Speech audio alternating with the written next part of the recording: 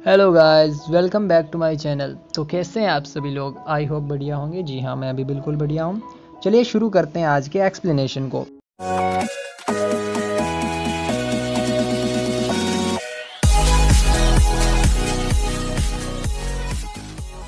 Last episode में फिये शिये की तरफ बढ़ने लगती है, पर शिये कहता है कि मैं अपनी सोल तुम्हें नहीं दूंगा। फिये अब भी शिये को मस्का लगाने का एक भी मौका नहीं छोड़ रही थी। वो शिये से प्लीज़ भी कहती है, पर शिये कहता है कि मैंने सुना नहीं। फिये फिर से प्लीज़ कहती है और इस बार एक प्यारी सी स्माइल भी करती है। वो शिये को वाइन भी सर्व करती है। अब शिये उसकी हेल्प करने के लिए मान जाता है। फिये उससे यांगजिन की स्वॉर्ड से फाइट करने का कोई तरीका पूछती है, जिस पर शिये कहता है कि यांगजिन के पास एक स्ट्रॉन्ग स्वॉर्ड ज़रूर है, पर वो जिस कबीले से है उस कबीले के लोग फाइटिंग नहीं करते हैं, वो सब डॉक्टर्स हैं। इसका मतलब है कि यांगजिन इतना स्किलफुल नहीं है। पर तुम्हें एक बात का ध्यान रखना है कि यांगजिन की मूवमेंट बहुत फास्ट है और इस कारण उसकी स्वॉर्ड भी फास्ट अटैक करेगी। तुम्हें उसका चैलेंज एक्सेप्ट नहीं करना चाहिए। पर फिये कहती है कि मैं साउथर्न सेब्रे हूँ। अगर कोई मुझे चैलेंज करता है और मैं उस चैलेंज को एक्सेप्ट नहीं करती हूँ तो वो इस टाइटल की बेइज्जती होगी। शिये जब देखता है कि फिये अपना मन फाइट के लिए बना चुकी है तो वो भी अब उससे नहीं रोकता है। यहाँ मैं आपको एक बात क्लियर कर दूं कि यांगजिन की स्वॉर्ड थोड़ी अलग है। पहले तो ये कि ये एक बड़े साइज की स्वॉर्ड है और दूसरी ये कि ये बहुत भारी है। अगर ऐसी भारी स्वॉर्ड के साथ वो फिये पर फास्ट अटैक करता है तो ज़्यादा चांस यही है कि फिये की स्वॉर्ड टूट जाए और ये फिये के लिए हार्मफुल हो सकता है। रात में फिये अपने पोक्शकुई स्किल को फास्ट और स्ट्रॉन्ग बनाने के लिए प्रैक्टिस करने लगती है। वो अपनी स्किल को यांगजिन से ज़्यादा फास्ट और स्ट्रॉन्ग बनाना चाहती थी। अगली सुबह वो शिये से जाकर कहती है कि मैंने अपनी स्किल की प्रैक्टिस की है, तुम इसे देख बताओ कि ये अभी कौन से स्टेज पर है। पर शिये कहता है कि मुझे अभी सोना है और वो अपने रूम में चला जाता है। आगे जब शिये और फिये खाना खा रहे होते हैं तो फिये यहाँ भी यांगजिन की स्वॉर्ड का सामना करने का कोई तरीका सोचने लगती है। शिये अपनी चॉपस्टिक्स से उससे खाना खाने का कहता है, पर फिये एकदम से अपनी चॉपस्टिक्स से शिये की चॉपस्टिक्स तोड़ देती है। फाइनली फिये को यहाँ समझ में आ जाता है कि उसे यांगजिन की स्वॉर्ड से कैसे सामना करना है। इधर लीशेंग और चूचू एक शॉप पर खाना खाने आते हैं। चूचू लीशेंग से कहती है कि इंसान की सबसे बड़ी कमजोरी खाना होती है। लीशेंग चूचू से खाना जल्दी कंप्लीट करने को कहता है क्योंकि कभी भी सीक्रेट सर्विस के लोग वहां पर आ सकते थे। वो कुछ खाना रास्ते के लिए पैक भी करता है। आगे शिये कुछ मेड्स के साथ बैठा होता है। वो सारी मेड्स उसके साथ फ्लर्ट कर रही होती है। फिये भी वहीं बैठी होती है। उससे उन मेड्स का शिये के साथ बैठना अच्छा नहीं लगता। सिंपल वर्ड्स में कहूँ तो उसे जेलसी हो रही थी। एक मेड फिये से सॉन्ग्स के बारे में पूछती है, पर शिये बीच में ही बोलने लगता है कि फिये को सिर्फ मार्शल आर्ट्स आती है, उससे रोमांस के बारे में कुछ भी नहीं पता। यह सुनकर फिये वहाँ से नाराज़ होकर चली जाती है। शिये को भी अब बुरा लगने लगता है। वो मन में ही कहने लगता है कि मुझे फिये से ऐसे बात नहीं करनी चाहिए थी। फिये जब वहाँ से जाने लगती है तो वो नीचेंग और लिंगयू की बातें सुन लेती है, जिससे उसे पता चलता है कि नीचेंग भी अभी बीमार है। इधर लीशेंग और चूचू खाना खा रहे होते हैं, तभी कुछ लोग आकर वहां तोड़ फोड़ करने लगते हैं। लीशेंग उनसे फाइट करने जाने लगता है, पर चूचू उसे रोक देती है और कहती है कि तुम अभी इस हालत में उनसे फाइट नहीं कर सकते क्योंकि तुम्हारा हाथ अभी जख्मी है। इस पर लीशेंग भी वापस बैठ जाता है। आगे फिये एक लकड़ी की स्टिक के साथ स्वॉर्ड चलाने की प्रैक्टिस कर रही होती है, तभी शिये वहां आता है। वो फिये से कहता है कि तुम अभी वहां से चली क्यों गई, क्या तुम्हें जेलेसी हो रही थी? पर फिये कहती है कि मुझे जेलेसी क्यों होगी। शिये कहता है कि तुम्हारी हार्ट बीट फास्ट हो रही है, तुम्हारे फेस का कलर भी पिंक हो रहा है और तुम मेरी आंखों में भी नहीं देख पा रही हो। इस पर फिये कहती है कि मैं तुम्हारी आंखों में देख सकती हूँ और वो शिये की आंखों में देखने लगती है। शिये भी फिये को देखने लगता है। वो धीरे धीरे फिये की तरफ बढ़ने लगता है और उसके एकदम करीब पहुंचकर किस करने वाला ही होता है, पर फिये एकदम नर्वस हो जाती है और उसे दूर धक्का दे देती है। शिये उससे कहता है कि मैंने तुम्हें यांगजिन से फाइट करने के लिए रोका था क्योंकि मैं तुम्हारी हेल्थ के लिए चिंता कर रहा था, पर मैं तुम्हारा कहना भी नहीं टाल सकता था, इस कारण मैंने तुम्हें यांगजिन से फाइट करने का रास्ता बताया। पर मैं अभी भी चाहता हूँ कि तुम फाइट मत करो क्योंकि तुम अभी कमज़ोर हो। फिये थोड़ा इमोशनल हो जाती है। वो वहाँ से जाने लगती है और जाते टाइम कहती है कि यांगजिन से फाइट करने के बजाय मैं अपनी स्किल स्ट्रॉन्ग करने में ज़्यादा ध्यान दूंगी। यह सुनकर शिये भी खुश होता है। इधर लीशेंग और चूचू खाना खाकर जाने लगते हैं, पर वो लोग जो तोड़फोड़ कर रहे थे वो उन दोनों को जाते हुए देख लेते हैं। वो उन दोनों पर अटैक कर देते हैं। वो लोग चूचू पर डंडे मारने लगते हैं, पर लीशेंग उसे कवर कर देता है। वो सारी मार खुद खाता रहता है। यहाँ पहली बार चूचू को फील होता है कि लीशेंग उसे प्रोटेक्ट करने के लिए कितना भी दर्द सहन कर सकता है। लीशेंग उन लोगों को कुछ पैसे देता है, जिसके बाद वो लोग उन्हें जाने देते हैं। लीशेंग इस टाइम बेहोश हो जाता है। चूचू उसके बैंडेज करने लगती है। लीशैंग बेहोशी में चूचू का नाम लेने लगता है और चूचू भी फ्लो में लीशैंग का हाथ पकड़ लेती है। पर थोड़े टाइम बाद जब लीशैंग को होश आता है तो वो दोनों ही एक दूसरे की तरफ देखने में शर्मा रहे होते हैं। लीशैंग चूचू को कुछ खाना भी देता है। यहाँ हम इन दोनों के प्यार की शुरुआत होते देखते हैं। आगे हम यांगजिन को देखते हैं जो अपनी बड़ी सी स्वॉर्ड के साथ प्रैक्टिस कर रहा होता है। तभी लियन वहाँ आती है और उसे प्रैक्टिस करने से मना करती है क्योंकि उस स्वॉर्ड के साउंड के कारण वो सो नहीं पा रही थी। वो यांगजिन को रोकने की बहुत कोशिश करती है पर उस पर किसी चीज़ का कोई असर नहीं होता। अब लियन जोर जोर से चिल्लाने लगती है जिस कारण यांगजिन को प्रैक्टिस बंद करनी पड़ती है। वैसे तो इस ड्रामा में हर कैरेक्टर के पास उसकी स्किल है पर मुझे लियन के पास पूरे ड्रामा में कोई स्किल देखने को नहीं मिली सिवाय जोर से रोने के अलावा। आगे यांगजिन लियन को चुप करवाने के लिए खाना लेकर आता है। यहाँ बातों बातों में लियन यांगजिन को बताती है कि फिये ने शिमो रिवर भी पार की है। यह सुनकर यांगजिन थोड़ा डर जाता है क्योंकि शिमो रिवर को अभी तक कोई भी पार नहीं कर पाया था।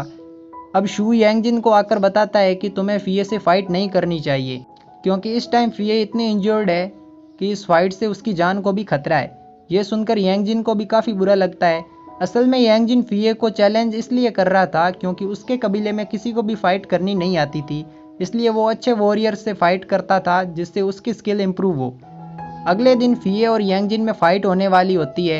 यांगजिन एक मेडिसिन फिये को देते हुए कहता है कि अगर तुम इस मेडिसिन को ले लोगी तो तुम्हारी इंजरीज ठीक हो जाएगी।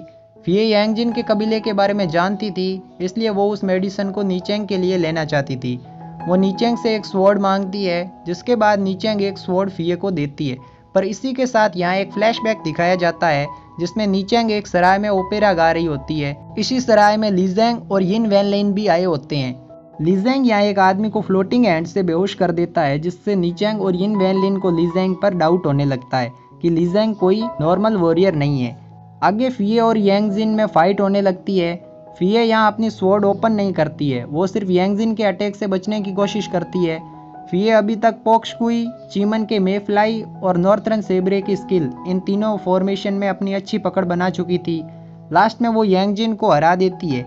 यांगजिन भी अपनी हार मानकर वो मेडिसिन फिये को देकर चला जाता है। आगे फिये वो मेडिसिन नीचेंग को देती है जिससे उसकी इंजरीज ठीक हो सके।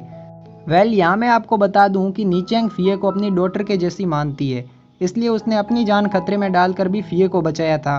आगे फिये और शिये नीचेंग के पास जाते हैं। फिये नीचेंग को वो स्वॉर्ड लौटाती है। अब यहाँ एक और फ्लैशबैक दिखाया जाता है जिसमें लीजेंग और यिन वैनलिन में फाइट हो रही होती है। इन दोनों में अच्छी फ्रेंडशिप भी होती है। नीचेंग फिये से कहती है कि ये स्वॉर्ड लीजेंग की है, इसलिए अब से तुम इसे अपने पास रख सकती हो। नीचेंग फिये से पूछती है कि क्या तुमने ड्रैगन लॉर्ड को अकेले ही मारा था, तो फिये कहती है कि मेरी हेल्प नॉर्थरन सेब्रे ने की थी। नीचेंग फिये से 48 स्ट्रॉन्ग होल्ड से बाहर आने का कारण पूछती है पर फिये उसे सच नहीं बताती और कहती है कि मेरी मॉम मुझे रोज मारती थी, इस कारण मैं वहां से भाग आई। आगे नीचेंग शिये और फिये को आराम करने का कहती है और एक दूसरी स्वॉर्ड को देखने लगती है। ये स्वॉर्ड यिन वैनलिन की थी और नीचेंग इस स्वॉर्ड को यिन वैनलिन के वारिस को ही देना चाहती थी। अब हम यिन पिये को देखते हैं जो बेहोश था। दरअसल उस पर कुछ लोगों ने अटैक किया था पर तभी वहाँ ओल्ड मास्टर आ जाते हैं और उसे बचा लेते हैं। यिन पिये को जब होश आता है तो एक लड़का उसे ओल्ड मास्टर के पास ले जाता है। यिन पिये ओल्ड मास्टर का नाम पूछता है जिस पर ओल्ड मास्टर कहता है कि तुम अपने बचपन में मेरे साथ ही खेलते थे। यिन पिये ओल्ड मास्टर से कहता है कि मैं जानता हूँ कि आप मेरे फादर के फ्रेंड हैं पर आपने मुझे इसलिए बचाया ताकि मुझे अपना स्टूडेंट बना सकें और मार्शल आर्ट सिखा सकें, पर मुझे आपका स्टूडेंट नहीं बनना। ओल्ड मास्टर कहता है कि मैंने तुम्हें अपना स्टूडेंट बनाने के लिए नहीं बचाया, बचपन से ही तुम्हारी इंटरनल एनर्जी बहुत कमज़ोर है, अभी भी तुम्हें मार्शल आर्ट की नहीं बल्कि अपनी इंटरनल एनर्जी की ज़रूरत है। इस पर यिन पिये कहता है कि मैं अभी स्ट्रांग हूँ, मुझे कुछ नहीं चाहिए। ओल्ड मास्टर उसे 2 बाल्टी पानी लाने को कहता है और उस छोटे बच्चे को भी यिन पिये के साथ भेजता है। वो छोटा बच्चा पानी की बाल्टी ले आता है पर यिन पिये नहीं ला पाता। वो ओल्ड मास्टर के पास आता है और उससे पूछता है कि आपने मुझे क्यों बचाया। इस पर ओल्ड मास्टर एक लेटर निकाल कर यिन पिये को देता है। ये लेटर यिन वैनलिन का होता है। उन्होंने ओल्ड मास्टर से यिन पिये को ट्रेन करने का कहा था। ओल्ड मास्टर यिन पिये से कहता है कि अभी तुम कमज़ोर हो, पर यिन पिये एंग्री होकर कहता है कि मैं कमज़ोर नहीं हूँ। इस पर ओल्ड मास्टर कहता है कि तुम एक छोटे बच्चे से हार गए, इससे ज़्यादा तुम्हारे कमज़ोर होने का सबूत और क्या हो सकता है। तुम यिन फैमिली के लास्ट वारिस हो, अगर तुमने अपनी फैमिली की स्किल नहीं सीखी तो तुम्हारा सेक्ट हमेशा के लिए ख़त्म हो जाएगा, तुम्हारी फैमिली की ब्लड लाइन नहीं बचेगी। इतना कहकर ओल्ड मास्टर वहाँ से चला जाता है। आगे फीए और शीए पूरे यूई ट्रूप्स में नीचेंग को ढूंढने लगते हैं पर उन्हें वहाँ कोई नहीं मिलता। फीए कहती है कि सारे लोग कहाँ चले गए, तो शीए कहता है कि वो सब यहाँ से चले गए क्योंकि इतना कहकर शीए रुक जाता है। फीए उससे बात पूरी करने को कहती है तो शीए उसके कान में कहता है कि सीक्रेट कभी बताई नहीं जाती। फीए उसे एक पंच मारती है तो शीए कहता है कि क्या तुम अपने हस्बैंड को मार दोगी, पर बाद में बात बदलते हुए कहता है कि हस्बैंड नहीं ब्रदर। फीए कहती है कि क्या तुम मेरे ब्रदर हो, तो शीए कहता है कि मैं नहीं तुम मेरे ब्रदर हो। वेल आप यहाँ कुछ कंफ्यूज मत होइए क्योंकि चाइनीज़ और कोरियन लैंग्वेजेस में अपने लवर्स को भी ब्रदर ही कहते हैं, लाइक ओपा वर्ड। आगे यूई ट्रूप्स के डोर पर आवाज़ होती है जिसके बाद फीए वो डोर ओपन करती है तो सामने मिस्टर मा खड़ा होता है। वो लियन को ढूंढते हुए वहाँ आया होता है। मिस्टर मा फीए से शीए के बारे में पूछता है तो लियन कहती है कि इसने यीतेंग अंकल को किडनैप किया है, पर फीए कहती है कि ये मेरा फ्रेंड है। इस पर मिस्टर मा स्माइल करने लगता है। वेल वो समझ जाता है कि फीए शीए को लाइक करती है। मिस्टर मा लीशेंग का पूछता है जिस पर फीए कहती है कि उसके बारे में काफ़ी टाइम से कोई न्यूज़ नहीं आई है। मिस्टर मा कहता है कि क्या मेरा काम तुम लोगों को ढूंढने तक का रह गया है। आगे लीशेंग और चूचू एक शॉप पर आते हैं। लीशेंग यहाँ चूचू को नए कपड़े खरीदने को कहता है।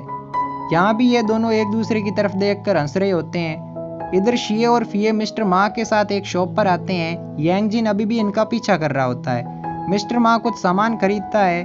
वो अपनी डॉटर के लिए भी एक ड्रेस खरीदना चाहता था पर इस टाइम उसके पास इतने पैसे नहीं होते। शीए समझ जाता है कि मिस्टर मा ड्रेस खरीदना चाहता है इसलिए वो फीए से मिस्टर मा की हेल्प करने को कहता है। फीए एक ड्रेस चूज करके मिस्टर मा को देती है पर मिस्टर मा लेने से मना कर देता है। फीए उससे कहती है कि आपकी डॉटर भी मेरी सिस्टर जैसी है। बहुत रिक्वेस्ट करने के बाद मिस्टर मा वो ड्रेस ले लेता है। इधर लीशेंग और चूचू कपड़े खरीदते हैं। लीशेंग चूचू के लिए एक ड्रेस खरीदता है पर तभी उसे चक्कर आने लगते हैं। चूचू वहाँ एक हॉर्स को देखती है तो वो उसे खरीद लेती है जिससे वो दोनों वहाँ से जल्दी से निकल सकें। आगे शीए और बाकी सब एक सराय में खाना खाने आते हैं। मिस्टर मा शीए से कहता है कि अब तुम 48 स्ट्रॉन्ग होल्ड आ रहे हो तो तुम्हें वहाँ के सारे रूल मानने होंगे।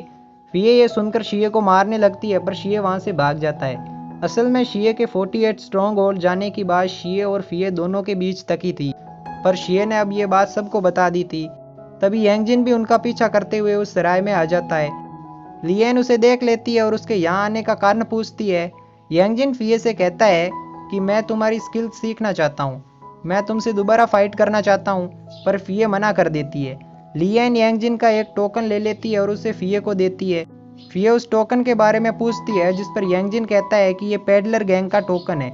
इस टोकन के कारण पेडलर गैंग तुम्हारी हेल्प करेगी। आगे हम 48 स्ट्रॉन्ग होल्ड का सीन देखते हैं जहाँ कोउदान शिमो रिवर के गार्डियन के पास एक लेटर लेकर आती है।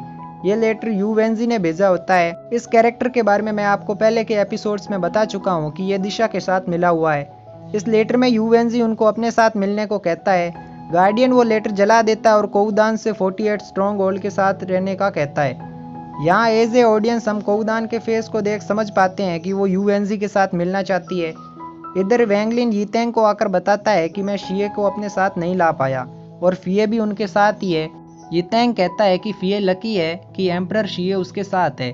वैंगलिन यीतेंग से तियान शियन के बारे में भी कहता है जिससे यीतेंग को भी थोड़ा डाउट होता है कि तियान शियन ज़रूर 48 स्ट्रॉन्ग होल्ड को हार्म पहुंचाने का सोच रहा है।